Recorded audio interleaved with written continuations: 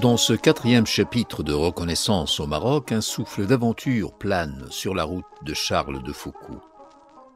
Dès qu'il quitte Tékirt, il s'engage dans un désert minéral, un paysage à notre monde. Des roches noires, luisantes, dressées comme des sentinelles silencieuses sous un ciel d'ennui.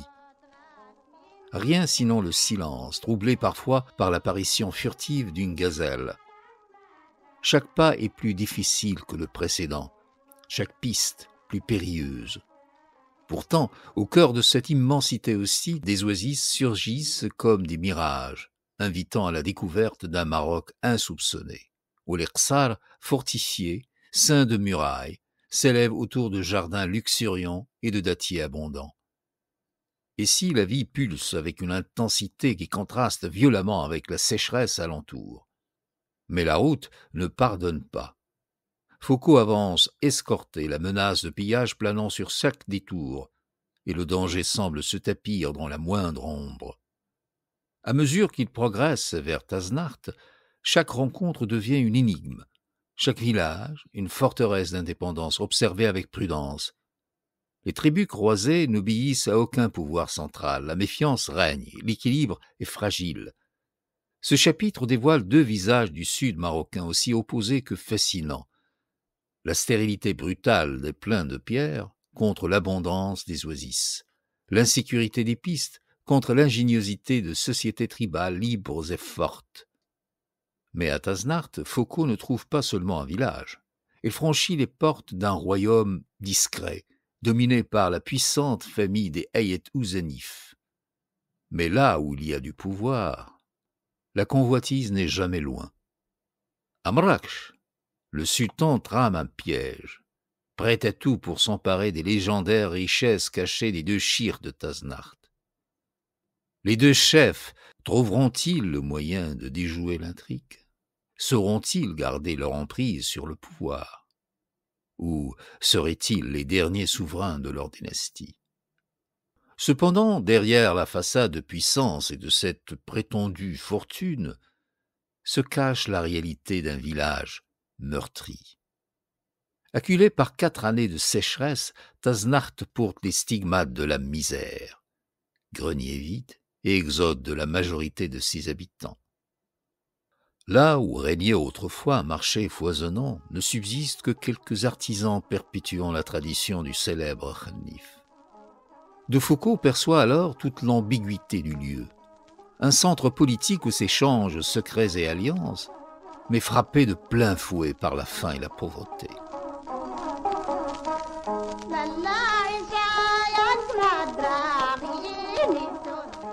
Pour poursuivre son périple vers le sud, la question récurrente demeure. À qui confier sa sécurité? Choisir une escorte fiable à Anstat devient un pari dangereux. Les grands seigneurs sont, de par leur pouvoir, aussi puissants qu'imprévisibles. Il est déconseillé de se fier à eux. Finalement, c'est un chef déchu des Znaga qui offre la meilleure protection grâce à ses réseaux, à sa réputation et à son manque de pouvoir absolu. Le 12 novembre, De Foucauld s'engage derrière lui, franchissant les collines sombres pour découvrir une plaine fertile, promesse d'abondance et de répit. Mais pour combien de temps?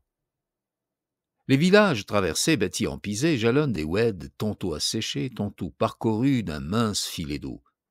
Ici règne la puissante tribu des Znaga, farouches, guerriers, attachés à leur langue et fiers de leur indépendance. Leur organisation, dominée par la maison Idd al-Qaïd, force le respect et la prudence. Nul ne franchit leur territoire sans protection. L'audace serait folie.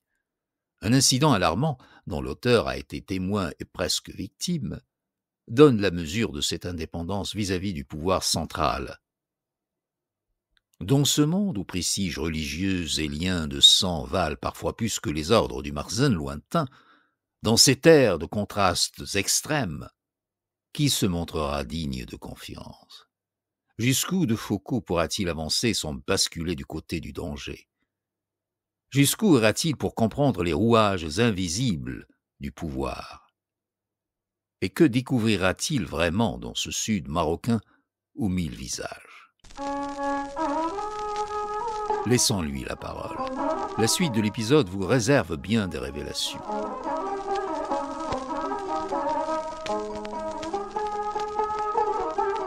4. De Tekirte à Tessint. Premièrement, de Tekirte à Taznacht, 25 octobre 1883. Départ de Tekirte à 9 h du matin. Je m'engage aussitôt dans un vaste désert qui s'étend, moucheté de loin en loin de petites oasis, entre les trois oueds, Idermi, Eitigdiuschen et Taznacht. L'aspect en est partout le même. Terrain montueux, chemins assez pénibles, aucune végétation. Pas d'autres êtres vivants que les gazelles. Le sol est formé de roches et de pierres, grès dans la surface, semblant calcinée, et noire et luisante comme si elle avait été passée au goudron. Cette roche, la seule que je sois appelé à voir d'ici à Taznacht, domine dans tout le sud. Dans les plaines, je la trouverai sous la forme d'une croûte de petites pierres noires et brillantes, sorte d'écailles qui couvrent la terre. En pays de montagne, comme ici, elle se présente sous deux aspects. Tantôt avec l'apparence d'escaliers aux degrés noircis et craquelés, monstres de pierres luisantes entassées, tantôt longues tables unies et lisses. Telles sont les solitudes désolées que je parcours. Ils font songer au désert de pierres noires que dans une autre région, S. Paulinus trouva aux abords du Grand Atlas. Note de la rédaction. Caius Suetonius Paulinus, Sueton Paulin, est un général romain qui a été consul ordinaire en 66 de notre ère. Il est le premier général romain qui ait franchi l'Atlas. Envoyé comme légat en Afrique en 42, il réprime la révolte des démons en Mauritanie, nord du Maroc actuel. Il participe à l'exploration romaine de l'Afrique. Parti de Volubilis, il passe par la vallée de la Melouia et ensuite par le Tizintelrumt et finit par atteindre le Sahara en suivant le Hogir jusqu'au Tefilelt. Il parvient notamment jusqu'au pays des Canaries. Pline l'Ancien cite sa description de la région dans son histoire naturelle. Tiré de Wikipédia. Fin de note. À 4h30, j'arrive à l'oasis d'Irils. J'y passerai la nuit. La route d'aujourd'hui n'était pas des plus sûres. Le frère de Cheikh Mohammed de Tekirte m'a escorté avec 2 de ses gens jusqu'à Tagenzalt. Il me quitte là en me confiant à 2 hommes de Sursar. Ceux-ci me conduisirent à Irils. Nous n'avons rencontré personne pendant tout le trajet. Point de cours d'eau. Tagenzalt, où je me suis arrêté une demi-heure, est une localité indépendante se gouvernant elle-même, mais reconnaissant la suzeraineté du cheikh de Tekirte. Il comprend environ 50 maisons, bâties en pisé, entourées d'une enceinte. Auprès sont de grands et beaux jardins. Les dattiers dominent. On y voit aussi des grenadiers, des figuiers, des trembles. À leur ombre sont des cultures. L'oasis est située au fond d'un vallon dont le flanc occidental est à cet endroit une muraille à pic. Les bouches d'une dizaine de cavernes s'y ouvrent. Pas de ruisseau. Il n'y a d'autre eau que celle d'une source. Tagenzalt est, avons-nous dit, entouré d'une enceinte de murailles. C'est une particularité que je vois pour la première fois et qu'il importe de signaler. Elle marque un changement dans l'état des villages. Jusqu'ici, tout était ouvert. Désormais, en allant vers le sud, je trouverai la plupart d'entre eux fortifiés. À dater de ce jour, il y aura donc une distinction à faire. Nous appellerons ça tout centre fortifié, réservant le nom de village pour ceux qui ne le seront pas. Tantôt les rsars sont défendus par des murailles qui enveloppent les habitations, murailles d'ordinaire garnies de tours, tantôt les murs des maisons juxtaposés et ne laissant passage que par 1 ou 2 portes étroites, forment eux-mêmes l'enceinte. Quel que soit le système adopté, les rsars sont très ramassés, resserrés dans le plus petit espace possible, l'opposé des villages. Irils est un boursa riche et prospère, d'environ 500 habitants. Elle est très bien bâtie. Point de ruines, point de maisons en mauvais état. Tout est neuf, Tout est propre et bien entretenu. Le bas des constructions est en pierre, souvent taillé, toujours disposé régulièrement. Le haut est en pisé. Des terrasses reposant sur de longues poutres de palmiers couronnent les habitations. Les gouttières pratiquées le long des murs amènent l'eau dans des citernes. Une enceinte garnie de tours protège le ksar. Elle est, ainsi que tous les bâtiments de ce dernier, couverte de moulures et de dessins à la chaux. Les jardins sont superbes. Comme à Taganzalt, il y a des arbres variés, mais les palmiers dominent. À leur ombre, la terre, divisée en carrés, disparaît sous le maïs, le millet et les légumes. Une foule de canaux arrose ces riches plantations. Ça et là, de grands bassins maçonnés sont remplis jusqu'au bord d'une eau limpide. Cette végétation luxuriante, ces arbres superbes qui répandent une ombre épaisse sur une terre toute verte, ces 1000 canaux, ce ciel admirable, cette nature riche et riante qui, au milieu de la contrée la plus désolée, fait de ce séjour un lieu de délices, se trouveront pareillement dans les autres oasis. Tels et Rils, tels seront tous les points où nous verrons croître le dattier. En tous, même fraîcheur, en tous, même calme, même abondance, endroit charmant où il semble ne pouvoir exister que des heureux. À peu de distance des Rils est un ksar plus petit, Tamayoust, également entouré de palmiers. Il forme avec Irils un groupe isolé, indépendant, compris sous le nom d'Irils. Population tamazirt, mélange de Shlaha, et de Hratn. Irils, Tamayoust et Taganzalt produisent des dattes d'excellente qualité. 26 octobre. Départ à 8h30. Mon escorte de 2 fusils au début s'augmente de 2 autres à Al-Burj. Ces nouveaux strates sont nécessaires pour me protéger sur le territoire des Ayet-Tigdiouchen. Jusqu'à 10h, je chemine dans une région montueuse et déserte, identique à celle où j'étais hier. À 10h, j'entre dans la vallée de l'Oued Ayet-Tigdiouchen.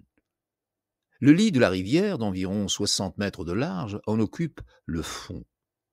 Il est de sable. Au milieu, serpente un filet d'eau claire, au courant assez rapide, de 4 mètres de large et de 15 centimètres de profondeur. Des deux côtés poussent, tantôt nombreux, tantôt clairsemés, des tamaris et des lauriers roses. Les flancs sont de pures roches, grès à surface noire et luisante. Ils ont 80 à 100 mètres de haut. Les pentes en sont raides dès le pied et à pic auprès du sommet. Aucune trace de végétation n'y apparaît. Je m'engage dans le fond de cette vallée et je ne la quitte pas jusqu'à Tafounent. D'ici là, elle reste la même, si ce n'est que l'eau diminue dans la rivière à mesure qu'on avance.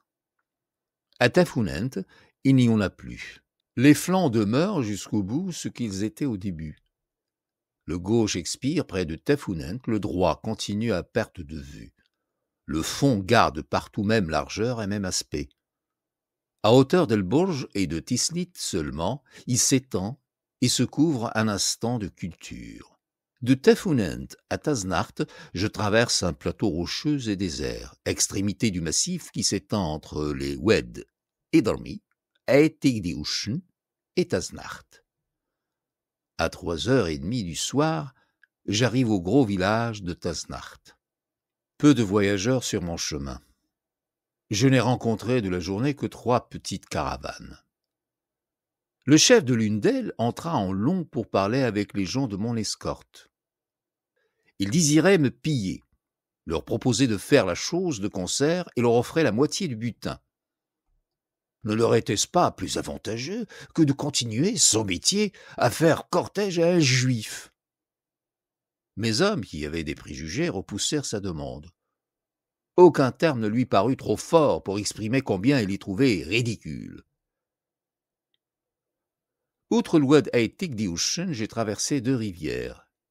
L'Oued Irils, lit de galets de 15 mètres de large, à sec, l'Oued Taznart, lit moitié galet, moitié sable de 50 mètres de large, à sec. Plusieurs centres habités se sont trouvés sur ma route.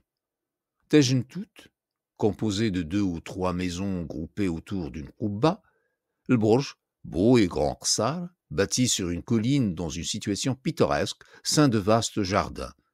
Tislit, groupe de 2 petits ksars s'élevant à 500 mètres l'un de l'autre, entourés de vergers. Tefhounent, beau village d'environ 40 feux. Aujourd'hui, plus de palmiers.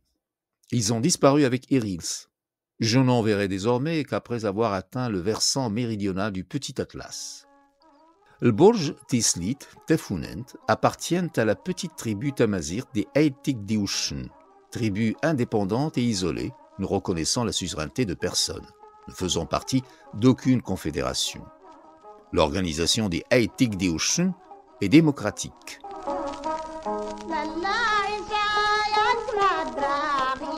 Deuxièmement, séjour à Taznart.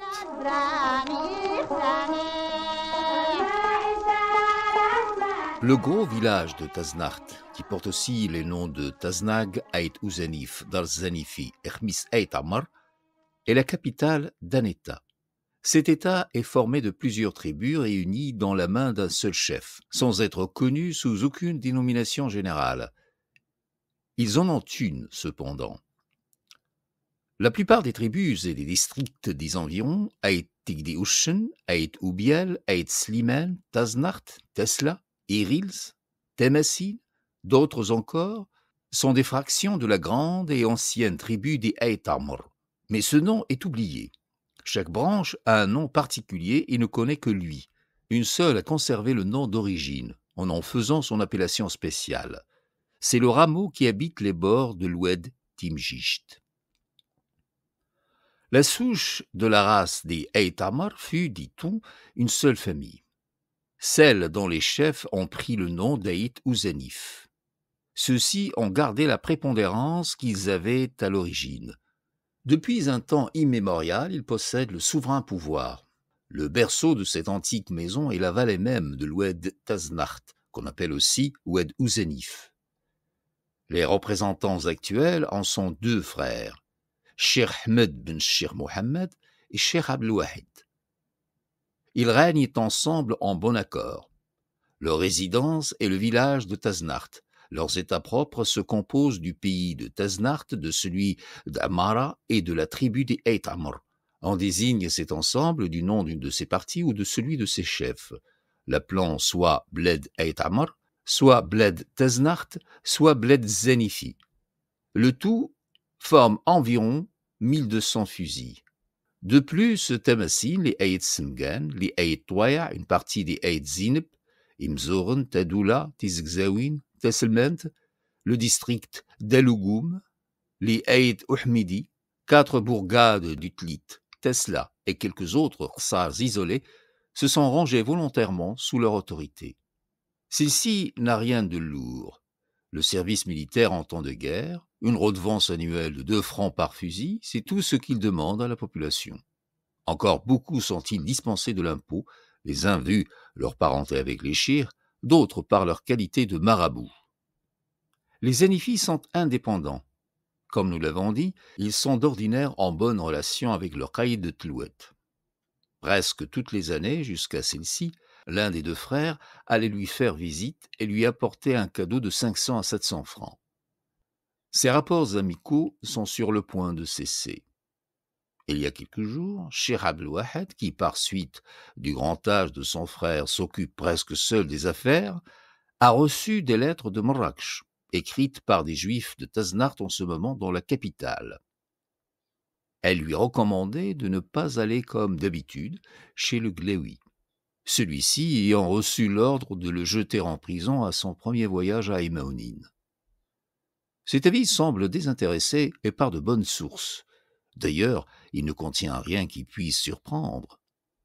Combien n'a-t-on pas vu de chefs indépendants venus dans les villes du Marzen, confiant dans l'amitié du sultan, parfois sur son invitation, y être incarcérés tout à coup et maintenus au cachot jusqu'à ce qu'ils aient payé de grosses rançons. Simple opération financière. De même ici, Moulay Hassan veut faire emprisonner Cheikh Abdelwahid. Est-ce pour annexer ses États au Bled el-Marzen? Point. C'est pour lui arracher une partie de ses richesses, qu'on dit énormes. Le Zénithi est célèbre au Maroc pour les trésors qu'il possède, enfuis, dit-on, sous sa demeure. Ce ne serait là que monceaux d'or, joyaux, armes merveilleuses. Le Zénithi passe pour le plus riche de l'Empire en bijoux anciens et objets précieux de toutes sortes. Après lui viendrait Sil Hussein Ould Hashem, le marabout de Tazarwalt. En troisième lieu, le fameux Qaïd Gntafi.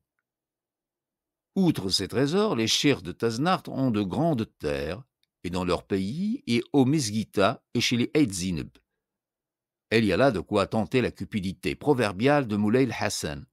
Mais cette fois, la trahison qu'il a projetée n'aura d'autre résultat que de briser le dernier lien entre lui et les Aït ou Zénif. Les attaquer ouvertement et n'y aurait songé. Même au temps où les relations étaient les plus amicales avec Taznart, le Qaïd de Tlouet n'osa jamais y aller. Que serait-ce aujourd'hui? Il faudrait le sultan avec toute son armée. Encore, rencontrerait-il une résistance sérieuse?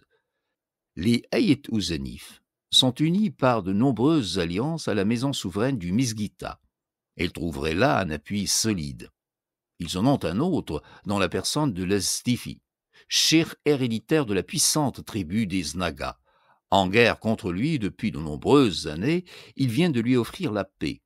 Et c'est conclu ces jours derniers. Une visite de Zdifi, pendant mon séjour même, a cimenté le traité. On lui a fait une réception splendide. Et d'ennemi, on est devenu allié. Les nouvelles reçues de Mrakch n'ont, dit-on, pas été étrangères à ce brusque accommodement. Taznart est un gros village construit dans un site triste. Au nord s'étendent à perte de vue les solitudes pierreuses que traverse le chemin de Tekirt. À l'est et au sud, un massif escarpé de roches noires et luisantes, auquel la bourgade est adossée, ferme l'horizon. C'est vers l'ouest que le paysage est le moins désolé. De ce côté, on aperçoit une portion de la plaine des Znaga, et au-delà, se dressant sur un piédestal de montagnes grises, la haute cime blanche du Jbel Sirois. Au pied de Taznart est le lit de la rivière du même nom, presque toujours à sec.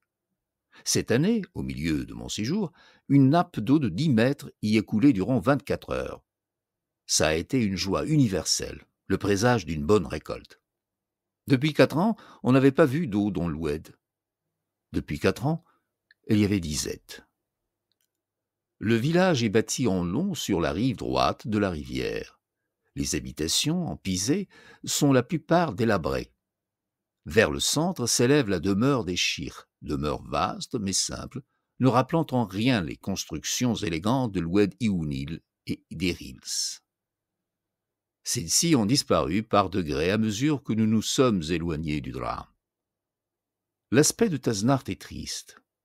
On ne voit que maisons à demi démolies, pans de murs croulants. Les ruines occupent au moins les 2/3 de la surface. C'est l'œuvre de la famine. 4 années de sécheresse en produisent ce résultat. Il y a 4 ans, vivaient ici 300 familles, moitié de musulmans, moitié d'Israélites. Un grand commerce y apportait la richesse. Le Khmis, marché célèbre dans le Sahara entier, était le rendez-vous de toutes les tribus voisines. On y venait en foule, du Dra, du Telouet même, et des Iddaoublel. Depuis 4 ans, point d'eau, point de récolte. Les ressources se sont épuisées, les provisions manquaient, il a fallu émigrer. Plus de la moitié des habitants a déserté. Aujourd'hui, la population est réduite à 80 familles musulmanes et 55 juives. La décadence s'est mise en tout. Le commerce est devenu à peu près nul. Le marché si animé jadis est désert. C'est la disette de grains dans les tribus voisines, surtout chez les Znaga, qui a amené ce désastre. Car en aucun temps Taznart ne peut se suffire à soi-même. Nous avons vu que le terrain qui l'environne est rocheux. En outre, il est peu arrosé. Le village est alimenté par des sources. L'eau en est bonne et ne tarit pas. Mais si elle suffit à l'alimentation des habitants, elle est trop peu abondante pour irriguer la campagne.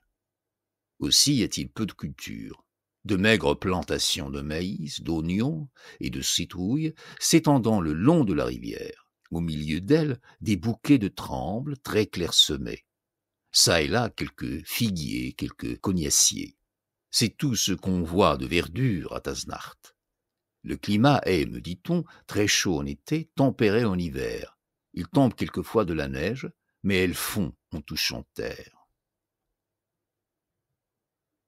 Taznacht possède un marché célèbre. La situation centrale de ce marché, entre le Souss, le Dra et le Tlouet, lui a donné une grande importance. Chaque jeudi, le Souss apporte ses huiles, le Dra ses dattes, les Glawa des grains. Là se fait l'échange des divers produits. Les dattes sont portées vers l'ouest et le nord, huiles et grains prennent la direction du sud et de l'est. Les habitants de Taznacht ont des relations suivies avec Maroc, Mrakch. Leurs caravanes s'y rendent avec des pots, des noix et des dattes et reviennent chargées de cotonnade, de sucre, de thé, d'allumettes, etc. On emmagasine ces marchandises et on les expose le jour du marché. Une industrie, la fabrication des khnif. Note de l'auteur. Au singulier, khnif. Au pluriel, khnfen. Fin de note. La fabrication des khnif fleurit dans la bourgade. Celle-ci est la patrie du khnif, dont le tissage et le brodage occupent presque toute la population. Malgré ces objets de trafic, Taznacht voit décliner son commerce. Les tribus voisines y viennent encore s'approvisionner des produits d'Europe. Les Znaga y apportent toujours leurs laines et leurs grains. Mais les caravanes du Souss, du Mzgita, des Glawa, nombreuses autrefois, sont aujourd'hui rares et peu importantes. Des oasis du sud, on ne vient plus. Parfois, il n'y a pas 60 étrangers sur le marché. L'huile même manque souvent à Taznacht. On en est réduit, pour s'éclairer, à faire brûler péniblement un peu de graisse ou à allumer une poignée d'herbes sèches. Le pays est très pauvre en ce moment. Les chevaux et les mulets sont rares et regardés comme un luxe. Peu de vaches, point de chameaux. Il n'y a en certaines quantités que des ânes, des moutons et des chèvres. J'entre ici pour l'alimentation dans une région nouvelle. Jusqu'à présent, les pauvres se nourrissaient de farine d'orge, mais tout ce qui était aisé mangeait du blé. À partir d'ici, on ne voit plus de blé. Excepté les chirs, personne ne connaît que l'orge. C'est l'orge qui compose et le pain, et le couscous de chaque jour, et la zmmeta qu'on emporte en voyage. Note de l'auteur. La zmmeta se compose de blé ou d'orge grillée puis moulue. Elle se mange avec un peu d'eau. Suivant la quantité de celle-ci, on fait soit une pâte, soit une bouillie. Fin de note. Les costumes sont les mêmes que chez les Aïdzineb, mais on voit entre les khnif et les haïks blancs des bornos gris à fines raies foncées. Je n'en trouverai de semblables qu'au Mzgita. Population de Shlaha, mêlée de quelques Hratn. Ceux-ci sont moins nombreux ici qu'à Tikkirt. On ne parle que le tamazirt. Sur 7 ou 8 hommes, à peine en trouve-t-on un qui sache l'arabe. Aucune femme ne comprend cette langue. Les juifs même ne s'en servent pas habituellement entre eux. Troisièmement, de Taznacht à Tessint. Aller de Taznacht à Tessint eût été chose facile autrefois, lorsque chaque jeudi, des Iddaoublel venaient ici attirés par le marché. On eût loué une escorte parmi eux. Le chemin infesté de bandes pillards de leur tribu ne peut se parcourir que sous leur protection, ou en compagnie d'étrangers qu'ils respectent. Aujourd'hui, Taznacht n'a plus de relation avec le Sahara. On ne peut espérer l'arrivée de Iddaoublel. Il me faut chercher, comme Ztat, un homme du pays qui soit connu et considéré des nomades du Sud. Le Zenifi et Zdifi sont dans ces conditions et pourraient me faire parvenir en sûreté. Mais on me détourne de m'adresser à ces seigneurs. Si, me dit-on, ils vous jugent pauvres, ils ne vous conduiront point, n'y trouvant pas leur profit. Si, au contraire, ils vous croient riches, ils vous mangeront en route, vous et ce que vous avez, y trouvant plus de profit. Il est imprudent de se mettre entre les mains des souverains. Leur haute position les met trop au-dessus de tout, que leur importe de passer pour loyaux ou sans foi. Il faut prendre pour Stat un homme assez fort pour faire respecter son anaya, mais non tant qu'il n'ait intérêt à garder une réputation intacte. Après 15 jours de recherche, je trouvai quelqu'un qui réunissait ces deux conditions, celle d'avoir dans le sud des relations lui permettant d'y aller sans trop de danger. Lui aussi portait le titre de Shir. Ce nom n'est point ici une expression désignant le chef temporaire d'un douar ou d'un qsar. C'est un titre rare et respecté qui est héréditaire et appartient au seul chef de quelques grandes familles. Tels sont le Zanifi, le Mzghiti, Ben Uthman, Zdifi, et enfin Monstat, Cheikh Mohammed Ouaziz ou Cheikh Hassan. Mais celui-ci est un prince détrôné. C'est pourquoi l'on peut se fier en lui. Chef d'une maison souveraine des Znaga, il partageait jadis l'autorité dans cette tribu avec Zdifi. Une longue guerre eut lieu entre les deux familles rivales. Il se termina il y a 15 ans par la ruine du Cheikh Mohammed Ouaziz. Son château fut détruit et dut chercher refuge à l'étranger. C'est alors qu'il vint s'établir à Taznart. Et l'on est aujourd'hui un des hommes les plus considérés et s'y est fait une grande renommée de courage. Y a-t-il une expédition guerrière? On le trouve toujours au premier rang avec Cheikh Abdelwahid. Sa maison avait de vieilles relations avec les tribus du Sud. Les liens du sang l'unissent à plusieurs d'entre elles. Il n'a cessé d'entretenir ces bons rapports. Mieux que personne, il pourra me défendre.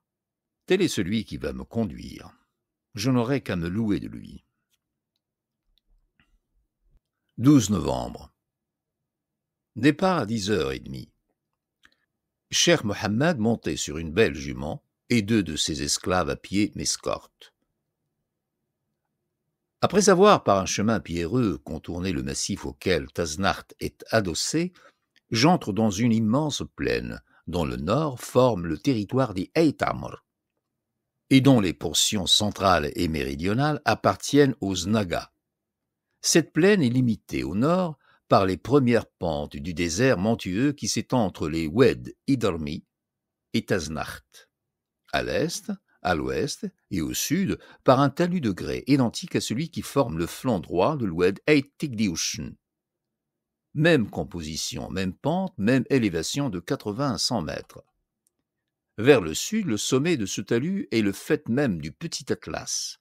Vers l'ouest, il est le premier échelon du Sirois, dont la haute cime domine toute la contrée. Dans le nord, on distingue au loin une longue ligne blanche. Le Grand Atlas. Le sol de la plaine n'a pas une ondulation. Il est uni comme une glace. C'est, au début, de la roche couverte d'une mince couche de sable. À mesure qu'on avance vers le sud, on voit cette couche s'épaissir rapidement. Au-delà de l'Oued Timjicht, le terrain n'est plus que sable semé d'un peu de gravier. Les plantations commencent. À partir de l'Oued Tiwiwin, on rencontre à peine une pierre de loin en loin. Le sol se couvre de cultures et se sème de villages. Enfin, au sud de Tamarouft, plus de pierre du tout, sable pur, on n'aperçoit que champs de toutes parts. En résumé, c'est une plaine très riche. Le sol y est d'une fertilité admirable. Une partie seulement en est ensemencée. Et les grains en alimentent toutes les tribus voisines. Elle pourrait se cultiver en entier. L'eau seule manque quelquefois. Cette terre excellente est peu arrosée. On y voit les lits d'un grand nombre de ruisseaux, de rivières, mais presque tous à sec. Il faut la pluie pour féconder. Sur les parties laissées incultes, le thym seul pousse en cette saison. En repassant au printemps, je trouverai les mêmes places couvertes de spoulat-el-far et d'autres herbes qui servent à la nourriture des troupes. Telle est la plaine où je marche aujourd'hui. Plus j'avance, plus l'aspect en devient riant.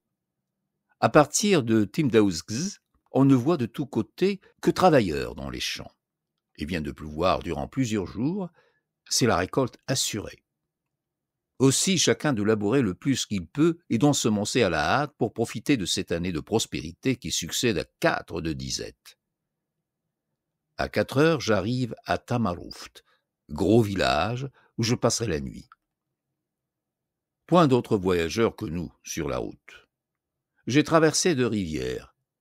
Oued Timjisht, au point où je l'ai passé, il coule dans une dépression d'1 kilomètre de large, de quelques mètres au-dessus du niveau de la plaine. Lit de vase, 30 mètres, au milieu duquel serpentent 2 mètres d'eau claire et courante. Oued Azgnrzi.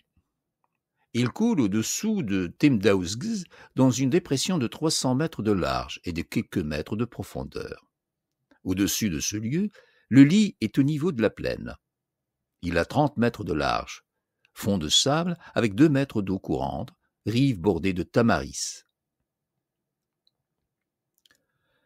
Les divers centres habités que nous avons rencontrés, de Asselsa à Tamarout, sont des villages en pisé blanc, médiocrement construits, entourés de jardins bien cultivés, mais pauvres de végétation. Les arbres, en petit nombre, y sont les mêmes qu'à Taznart. Le tremble domine. L'eau peu abondante dans les rivières se trouve à une courte profondeur. En creusant le sol, on voit au milieu des plantations une grande quantité de puits. Les Nagas chez qui je me trouve ici se font appeler, lorsqu'on écrit leur nom en arabe, Sanhajat ul-Hurri. C'est une tribu riche et puissante. Son territoire s'étend et sur la plaine où nous sommes et sur les montagnes qui la bordent. Dans la plaine, elle a ses cultures et ses villages, ceux-ci au nombre d'une 40. Dans la montagne, paissent ses troupeaux. Les Nagas sont sédentaires et imazirn. Ils sont Shlaha, Shleh. Pas un Hartani parmi eux. Ils sont de beaucoup des tribus que j'ai vues, celles où le tamazirt est employé de la façon la plus exclusive. Personne ici ne sait l'arabe, pas même les gens riches, pas même les chirs. Jusqu'aux juifs, dont bon nombre n'entendent que le tamazirt.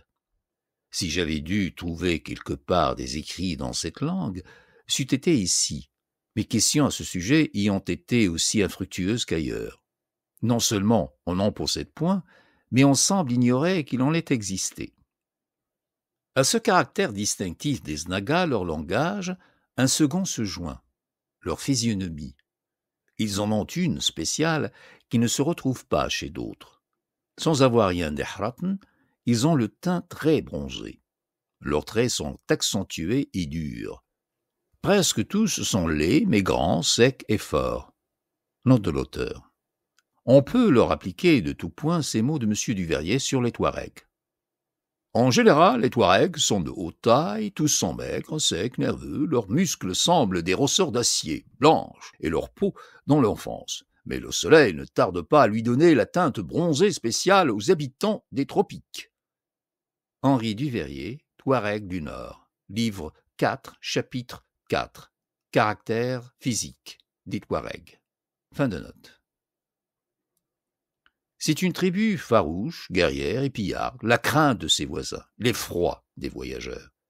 Il faut la naïade d'un homme puissant pour qu'un étranger puisse la traverser sans péril. Elle était gouvernée autrefois par les 2 maisons souveraines dont nous avons parlé plus haut. Aujourd'hui, elle obéit tout entière à un seul chef, Cheikh Hammou ben Cheikh Mohammed Ibn al-Qaïd. Celui-ci a pour résidence le village de Zdif, d'où le nom de Zdifi, sous lequel elle est connue.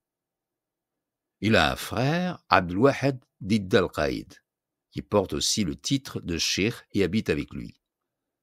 Le nom de leur famille, d'Al-Qaïd, vient de ce que, jadis, un de leurs ancêtres reçut le titre de Qaïd, d'un sultan.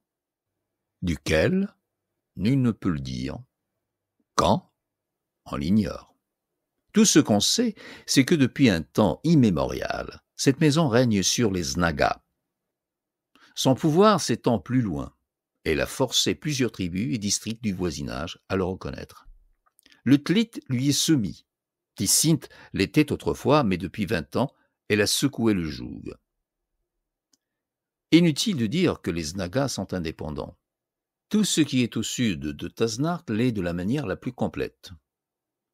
Voici une anecdote qui donnera l'idée du genre de relation qu'on a ici avec le Marzn. Au mois d'avril 1884, comme je repassais dans ces parages, je rencontrai entre l'Aïn et Taznart Cheikh Hammou Zdifi, qui revenait du dernier point où il avait passé quelques jours en visite chez le Zenifi. J'avais comme Ztat un esclave de Sidi Ahmed ou Abdelrahman, marabout des Hayt Amar, chef de la zaouïa de Sidi Abdullah, Hind. Aussitôt que les cavaliers de la suite du shir nous aperçurent, ils nous prirent au col, Mardoké et moi, en réclamant un droit du passage, une stata. Leur maître s'était arrêté et regardait impassible la bousculade. Un des hommes nous demanda où nous étions. « De Marrakech. »« Des gens de Marrakech, des sujets du sultan, » s'écriait le shir. « La bonne aubine. 3 nagas sont en prison dans le bled de Mrzn. Voici 10 otages qui arrivent à propos.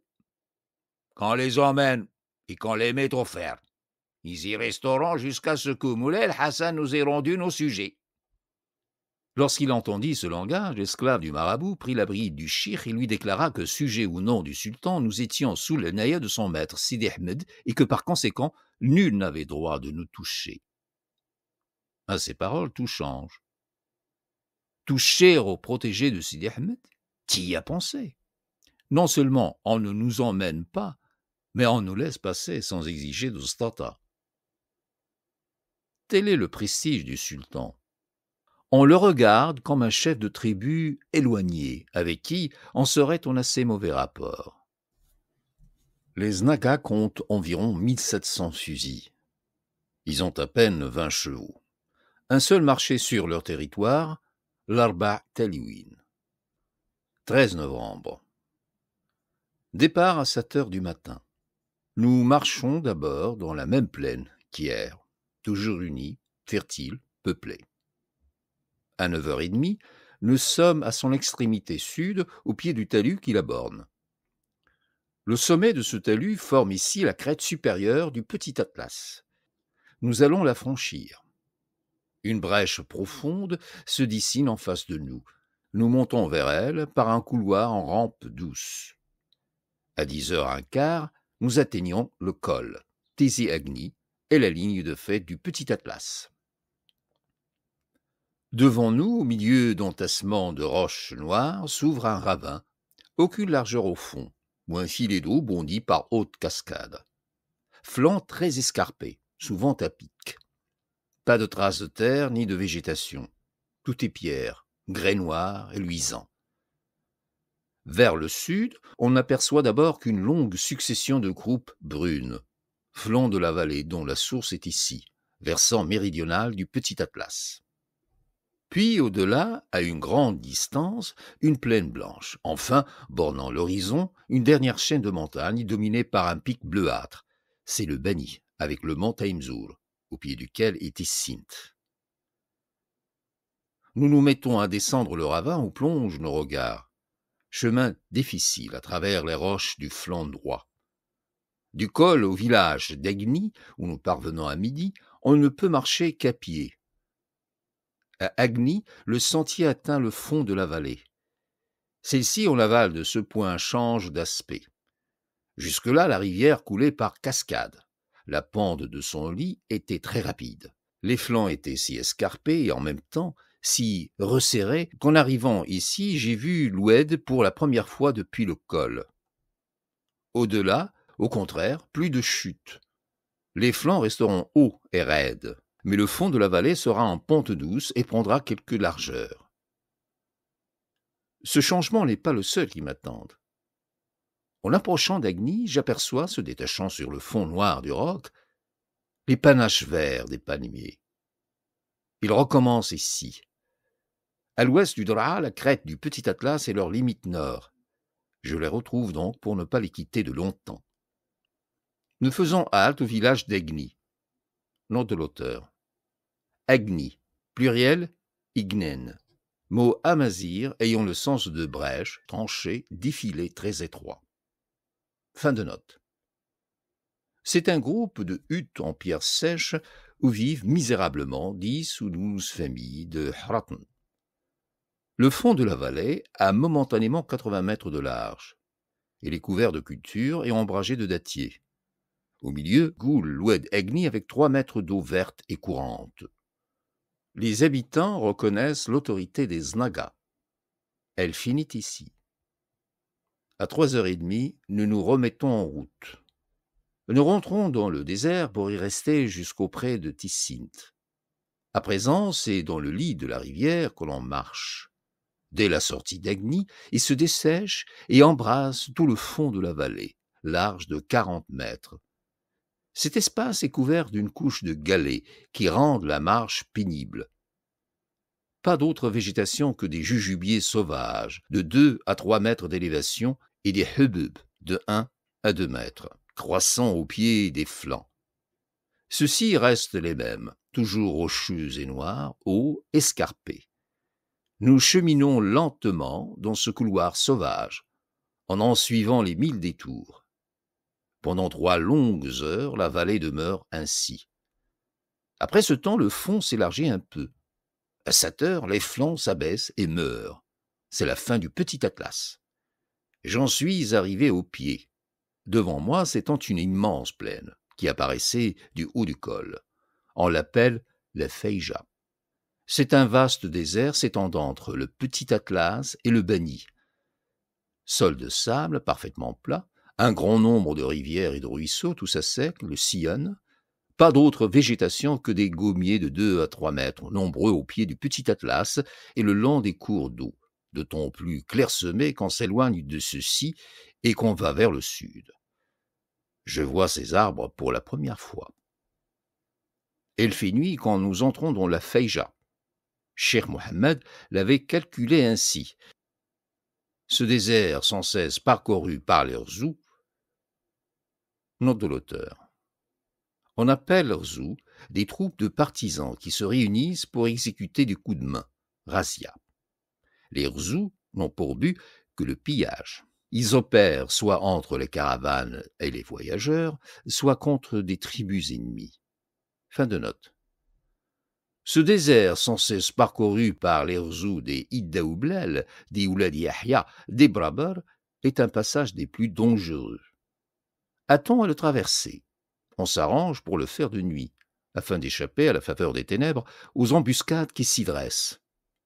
Nous nous y engageons donc, nous dirigeant droit sur la cime du Taimzour qui se détache en noir devant nous.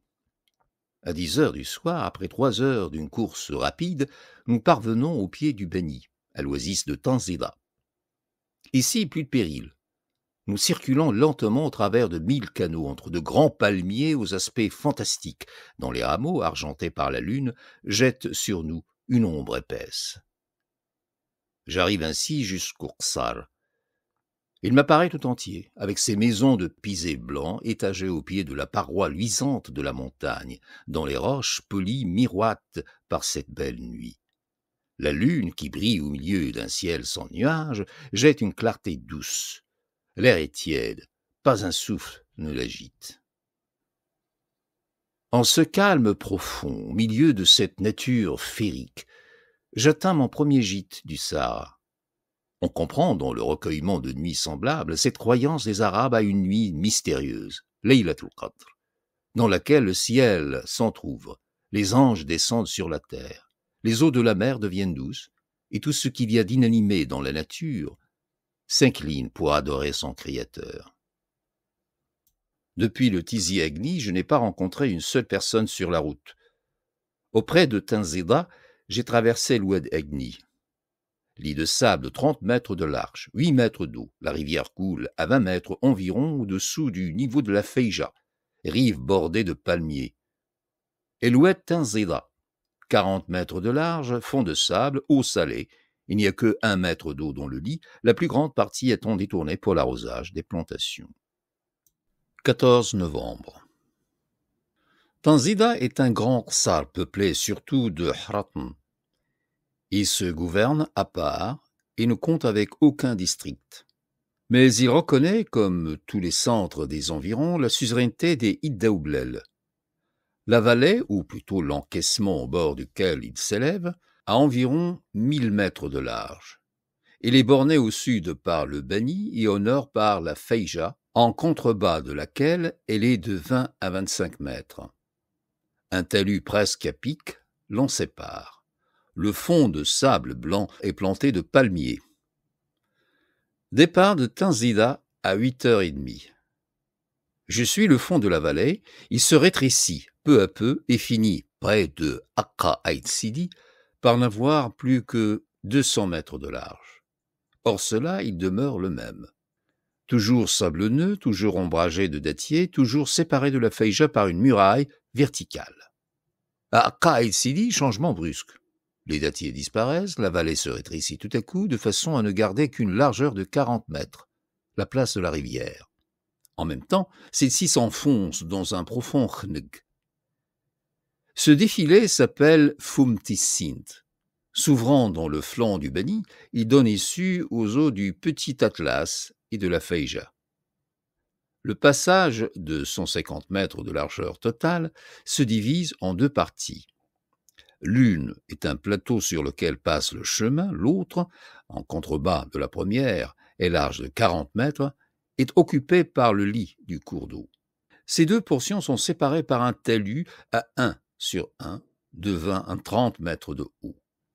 Plateau, talus, chemin, tout n'est que pierre, comme les flancs de la montagne. Ceux-ci sont escarpés, composés de cette roche noire et luisante que je trouve si souvent dans le sud. Le Bani est fort étroit. C'est une arête aiguë, une lame qui émerge du sol. Quoique je le traverse obliquement, elle est bientôt franchie. En un quart d'heure, j'atteins l'extrémité sud du Khneg. Là, toute l'oasis de Tissint se découvre à mes yeux. Immense forêt de palmiers, vaste étendue sombre au milieu de laquelle brillent les taches blanches d'Ersal. Des collines basses, des talus de sable jaune, bordent au loin l'océan de verdure. À mes pieds, la rivière qui sort du Khneg s'avance avec majesté, pleine d'une eau bleue et limpide, vers les bois de dattier où je la vois bientôt s'enfoncer et disparaître. Sur sa rive droite, au seuil des plantations, est le grand Ksar d'Agadir, Tissint. J'y entre à 10 heures du matin. Dans cette courte marche, j'ai traversé ou vu plusieurs cours d'eau. L'Oued Tanzida, lit mi-sable, mi-gravier, 100 mètres de large, avec 8 mètres d'eau, jusqu'au confluent de l'Oued Aginen, 200 mètres de large, avec 20 mètres d'eau au-dessus de ce point. L'Oued Aginen, je le vois que de loin. Sa vallée, ombragée de palmiers, se creuse à pic dans les sables de la Feija. Elle semble identique à celle de l'Oued Tanzida. L'Oued Qasbat el-Joua, lit moitié roche, moitié sable de 25 mètres de large, avec 8 mètres d'eau claire et courante. Cette eau est douce. L'Oued Tissint, le lit, au point où je le traverse, à 40 mètres de large.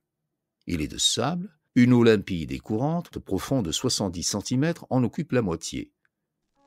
Cette eau est salée, comme celle de l'Oued Tanzida, qui la compose en partie.